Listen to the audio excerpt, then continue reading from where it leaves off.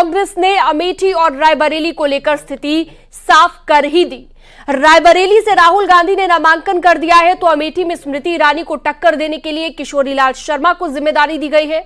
उधर राहुल गांधी के अमेठी छोड़ने को लेकर बीजेपी ने तीखे तंज किए हैं। पीएम मोदी ने कहा डर गए हैं, भाग रहे हैं, तो वहीं अमित शाह ने भी निशाना साधते हुए कहा कि सोनिया गांधी ने 20वीं बार राहुल गांधी को लॉन्च किया है। हालांकि कांग्रेस के इस फॉर्मूले के पीछे कोई रणनीति है या फिर आखिरी गढ़ बचाने की मजबूरी है, यह अपने आप में बड़ा सवाल है।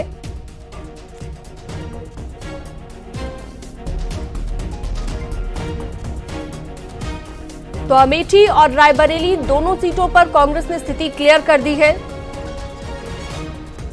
और आज चूंकि नामांकन का आखिरी दिन था तो आज नामांकन भी भर दिया गया है।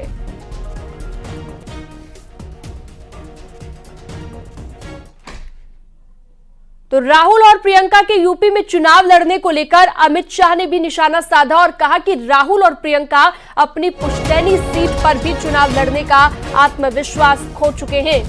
कांग्रेस पार्टी कंफ्यूजन में है, ये कहना है गृह मंत्री अमित शाह का। राहुल गांधी और प्रियंका गांधी जी का कभी हां कभी ना, कभी लड़ रहे हैं कभी नहीं लड़ रहे हैं, अभी कुछ सुनने में आ रहा है कि शायद अब नहीं लड़ रहे हैं, इसको कैसे देखते हैं आप? देखिए, ये लोग आत्मविश्वास गवा बैठे, अपनी पुश्तैनी सीट से भी लड़ने का आत्मविश्वास नहीं है। अगर नहीं लड़ना था तो इतने समय तक सीट क्यों पेंडिंग रखी? किसी कार्यकर्ता को दे देते तो कम से कम वो जनसंपर्क तो कर सकता था।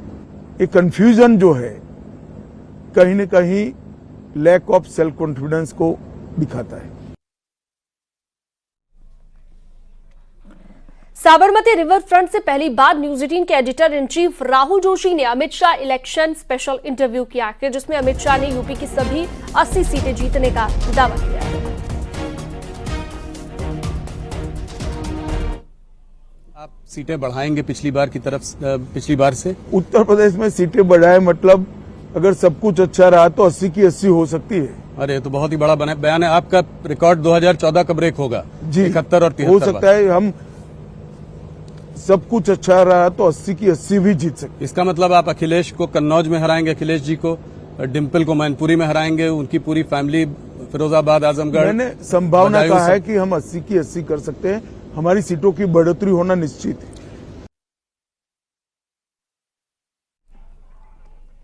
और चलिए, हमारे सहयोगी अमित शुक्ला हमारे साथ फील्ड से जुड़े हुए हैं, लगातार रिपोर्टिंग कर रहे हैं। Over to you Amit.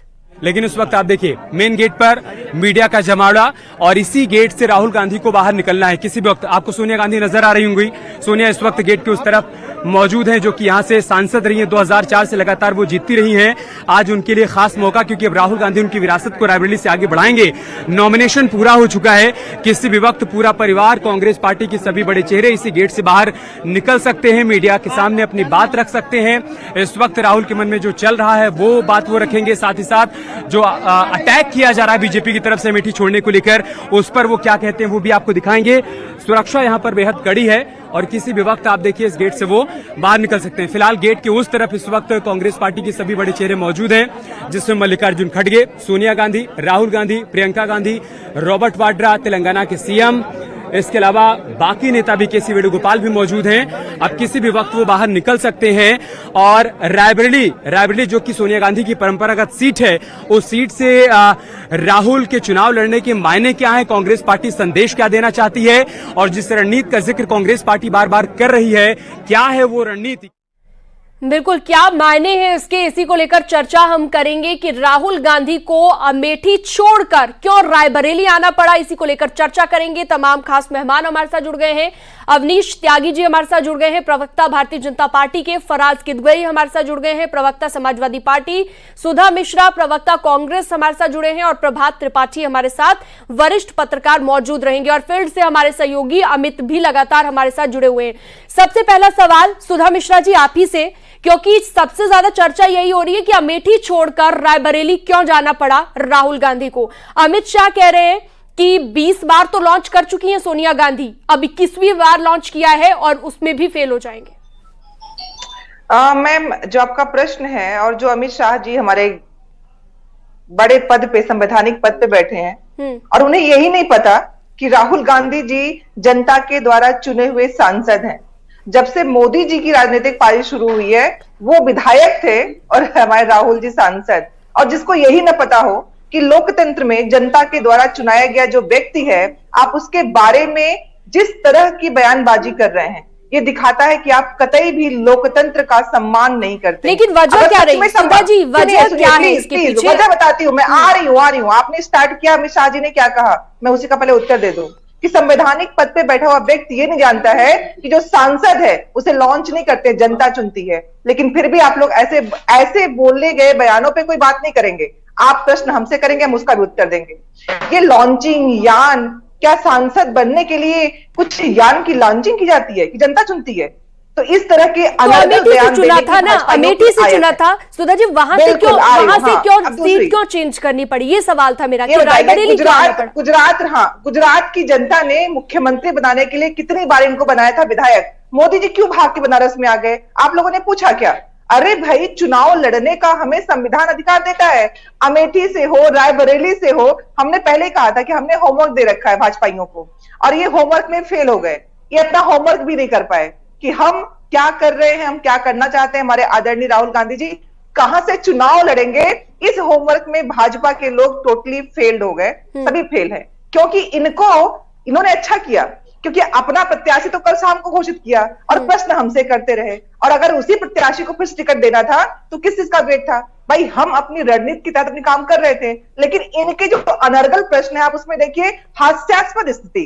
खुद गुजरात से आएंगे, जनता ने मुख्यमंत्री बनाया इनको विधायक चुन के, लेकिन वहां से भाग के आ गए बनारस। उस पर कोई प्रश्न नहीं होगा। हमारे राहुल जी अगर अमेठी से रायबरेली लड़ जाएंगे, इस पे बड़े प्रश्न हो रहे हैं। क्यों? प्रश्न अगर करना है तो बराबरी का करिए ना। लेकिन आपको लगता है सुधा मिश्रा जी, पिछली बार सोनिया गांधी लड़ी थी 2019 में लोकसभा का चुनाव और उन्होंने भारतीय जनता पार्टी के उम्मीदवार को हराया था, 1.5 लाख से ज्यादा वोटों का अंतर था।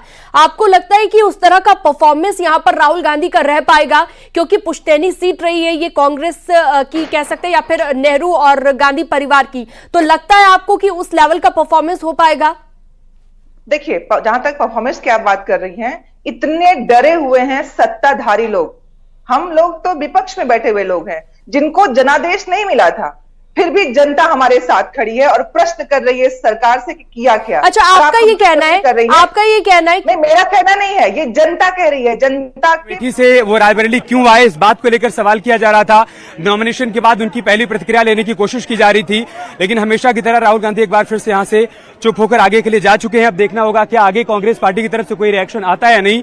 लेकिन फिलहाल नॉमिनेशन के बाद उन्होंने यहां पर एक भी शब्द नहीं बोला, एक भी बात नहीं रखी। बीजेपी की तरफ से जो अटैक किया जा रहा है, जो सवाल पूछे जा रहे हैं, उस पर भी उनकी तरफ से कुछ नहीं कहा गया है। रायबरेली से बड़ी तस्वीर, बड़ा अपडेट यही है कि राहुल गांधी नॉमिनेशन कर चुके हैं, यहां से जा चुके हैं। मुकाबला दिनेश प्रताप सिंह से होगा। लेकिन अमेठी छोड़ने का कारण क्या रहा? क्या ये कांग्रेस पार्टी की रणनीति का हिस्सा है या फिर जो बीजेपी की तरफ से कहा जा रहा है कि हार का डर था, इस वजह से राहुल अमेठी से रायबरेली चले गए? इस पर सवाल किया गया, लेकिन राहुल गांधी ने चुप्पी साध ली। कैमरामैन विपिन के साथ तो ये हमारे सहयोगी लगातार ग्राउंड रिपोर्टिंग कर रहे हैं और जैसा कि सुधा जी आपने अभी भी सुना भी कि कोई रिएक्शन यहां पर राहुल गांधी ने नहीं दिया है नॉमिनेशन फाइल करने के बाद। आमतौर पर होता ये है कि जब भी कोई नेता, कोई भी उम्मीदवार नॉमिनेशन फाइल करता है तो बेहद खुशी के साथ और बेहद शक्ति प्रदर्शन के साथ आगे बढ़ता है। चलिए, मैं लौटूंगी सुधा जी आपके पास, लेकिन एक जवाब अवनीश त्यागी जी से ले लेते हैं। अवनीश त्यागी जी के पास हम जाएंगे, लेकिन फराज किदवई जी से पहले सवाल ले लेते हैं। समाजवादी पार्टी के कार्यकर्ता और बीजेपी के कार्यकर्ताओं के बीच आज एक हंगामा रायबरेली में देखने को मिला, उसे लेकर कोई आपके पास जानकारी हो? क्या वजह थी इसके पीछे फराज जी? क्यों इतना हंगामा किया जा रहा है? अगर इंडी गठबंधन के उम्मीदवार राहुल गांधी पर सवाल उठ रहे हैं तो समाजवादी पार्टी के कार्यकर्ता हंगामा करने पहुंच गए। शीनम जी, देखिए, अभी जिस हंगामे की आप बात कर रही हैं वो तो मुझे नहीं पता, लेकिन मेरठ में आरएलडी के कार्यकर्ताओं ने भारतीय जनता पार्टी के कार्यकर्ताओं को जमकर पीटा है। ये आप अपनी रिसर्च टीम से पता करवा लीजिएगा। और जिस तरह से भारतीय जनता पार्टी और उनके जो अलाई हैं आज की तारीख में इतना ज्यादा परेशान हो गए हैं, शीनम जी, इनका इंटरनल सर्वे है भारतीय जनता पार्टी का। आप तो इतने बड़े आपका इतना बड़ा चैनल है, आप इतनी बड़ी पत्रकार हैं, आपको पता ही होगा कि भारतीय जनता पार्टी का जो इंटरनल सर्वे है उसके हिसाब से ये 200 सीटें नहीं पा रहे हैं और उत्तर प्रदेश में ये 20 सीटें नहीं क्रॉस कर पा रहे हैं। तो आज प्रधानमंत्री जी और होम मिनिस्टर साहब सब लोग इतने ज्यादा परेशान हो चुके हैं। अरे साहब, ये अभी होम मिनिस्टर साहब बोल रहे थे 80 की 80 सीटें। मुझे तो लगता है उत्तर प्रदेश में सबसे ज्यादा विपक्ष की अगर सबसे ज्यादा कोई सुरक्षित सीट है तो अजय राय जी की सीट है। अजय राय जी फराज जी, जो हमारा टॉपिक है वो जो आपने अभी भी कहा, वो मिनिस्टर साहब कह रहे थे, वो तो ये भी कह रहे थे कि राहुल गांधी को हार का डर है इसलिए भाग गए, और सोनिया गांधी लॉन्चिंग का जो मैंने जिक्र किया कि इस बार भी लॉन्चिंग फेल हो जाएगी, वो भी उन्होंने कहा है। आज का ये जो टॉपिक है अमेठी और रायबरेली को लेकर खासतौर पर, तो क्यों ये सीट बदलनी पड़ी इंडी गठबंधन के उम्मीदवार राहुल गांधी को? आता हूं शीनम जी, देखिए हर एक पार्टी की अपनी स्ट्रेटजी होती है। अभी सुधा बहन ने एक बात बोली, उसमें मैं एक चीज और ऐड कर देता हूं कि प्रधानमंत्री जी ने 2014 में वडोदरा के साथ साथ बनारस से इलेक्शन क्यों लड़ा? क्या उनको यह डर था कि वो वडोदरा से, क्योंकि जबरदस्त एंटी इनकम्बेंसी थी कि वो हार जाएंगे, तो 2 जगह से वो क्यों लड़े प्रधानमंत्री जी? अगर इतने ही ज्यादा वो कॉन्फिडेंट थे तो उनको खाली बनारस से लड़ना चाहिए था। तो हर एक पॉलिटिकल पार्टी की अपनी स्ट्रेटजी होती है। अब मैं उल्टा सवाल कर दूं भारतीय जनता पार्टी से कि आपने गाजियाबाद से जनरल वीके सिंह का टिकट क्यों काटा? तो क्या ये सेफ सीट है फराज किदवई जी? क्या ये सेफ सीट है, सुरक्षित सीट है? लंबे वक्त से यहां पर कह सकते हैं हम नेहरू गांधी परिवार का कब्जा रहा है, इसलिए एक सेफ सीट दे दी गई राहुल गांधी को। किसी भी भारतीय के लिए शीनम जी 543 सीटें जो हैं वो सेफ सीटें हैं।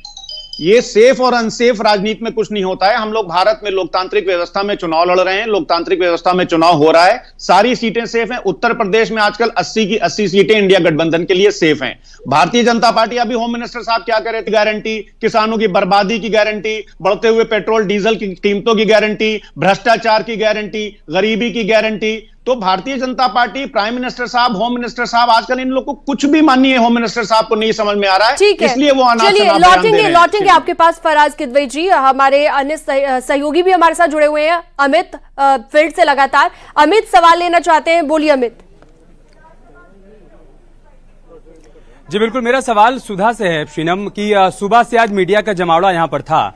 सभी राहुल गांधी का एक रिएक्शन चाहते थे कि अमेठी छोड़कर रायबरेली आने के पीछे का कारण क्या है, बीजेपी की तरफ से जो अटैक किया जा रहा है इस पर आपका काउंटर पार्ट क्या होगा, या रायबरेली को लेकर आगे की आपकी रणनीति क्या है, चूंकि आपकी परंपरागत सीट रही है और आज औपचारिक तौर पर सोनिया गांधी आपको हैंडओवर कर रही है रायबरेली, तो आप आगे का रोड मैप आपका क्या है? लेकिन मीडिया के 1000 सवालों पर राहुल गांधी की एक चुप्पी थी। बगैर कुछ बोले वो गाड़ी में सवार हो गए, यहां से चले गए। परिवार की किसी भी शख्स की तरफ से कोई रिएक्शन नहीं आया।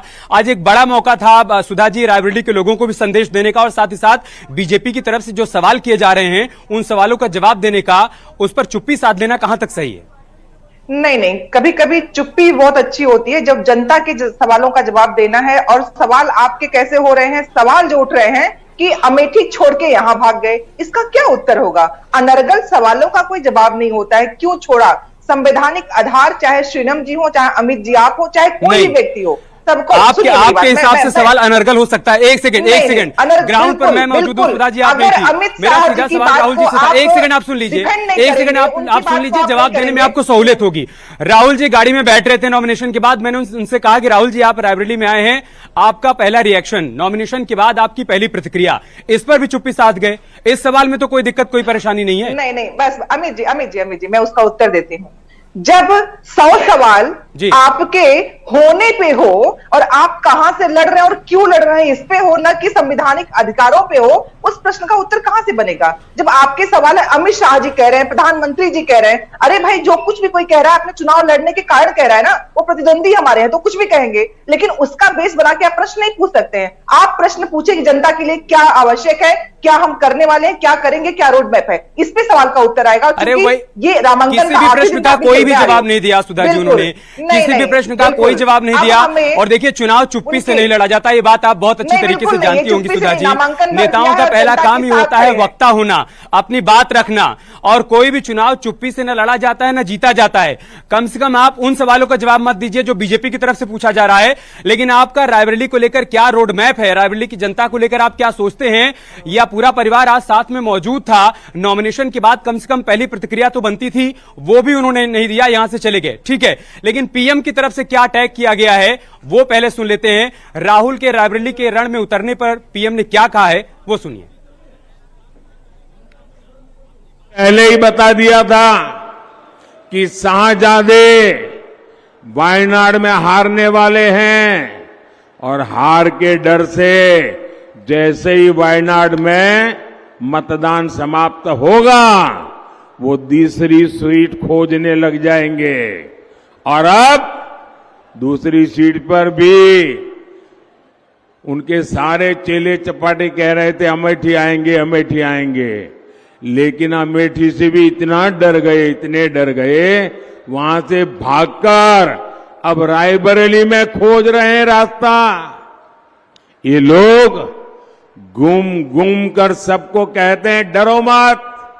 मैं भी आज उन्हें कहता हूं, और बड़े जी भर के कहता हूं, अरे डरो मत, भागो मत। मोदी जी ने तो एक ही बार ट्राई किया और चंद्रयान लॉन्च हो गया। ये राहुल बाबा नाम के यान को सोनिया जी 20 बार लॉन्च कर चुकी है, मगर लॉन्चिंग इनकी सफल नहीं हुई है। और आज 21वीं बार फिर से अमेठी से भागकर रायबरेली में पर्चा डाला। अरे राहुल बाबा, मैं यहां से रायबरेली का परिणाम बता देता हूं। भारतीय जनता पार्टी के प्रत्याशी दिनेश प्रताप सिंह के सामने आप रायबरेली से प्रचंड बहुमत से हारने जा रहे हैं। मेरी बात लिख तो सुना आपने अमित शाह को। रायबरेली से जहां आज राहुल गांधी ने नामांकन भरा, तो वहीं बीजेपी के प्रत्याशी दिनेश प्रताप सिंह ने भी अपना नामांकन दाखिल किया। दिनेश प्रताप सिंह के नामांकन में डिप्टी सीएम ब्रजेश पाठक भी मौजूद रहे। तो रायबरेली में दोनों उम्मीदवारों ने, इंडी गठबंधन का उम्मीदवार और भारतीय जनता पार्टी का उम्मीदवार, दोनों ने नामांकन भरा है। दोनों तस्वीरें इस वक्त आपकी स्क्रीन पर है। दिनेश प्रताप सिंह और राहुल गांधी के बीच यहां टक्कर होने जा रही है। दोनों ने आज अपना नामांकन भरा है। आज आखिरी दिन था नामांकन भरने का, और नॉमिनेशन फाइल करते हुए दोनों उम्मीदवारों को आप देख सकते हैं।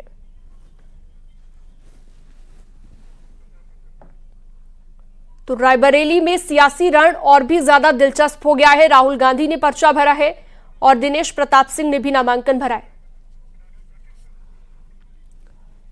और चलिए